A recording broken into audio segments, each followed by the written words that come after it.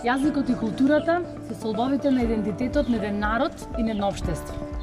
Обврската да го зачуваме и да го негуваме нашиот јазик не е само долг кон нашите предци и нашите потомци, тоа е обврска на сите што го љубат, го почитуваат и го негуваат македонскиот јазик.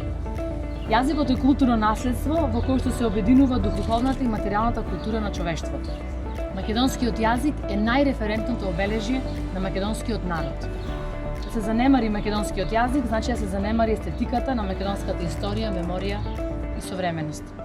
Токму затоа, ова училиште е одличен пример за почитување на правата на националностите, така што покрај македонскиот се изведува настава на албански, на турски јазик, бидејќи едно од основните човекови права е правото на мајчин јазик.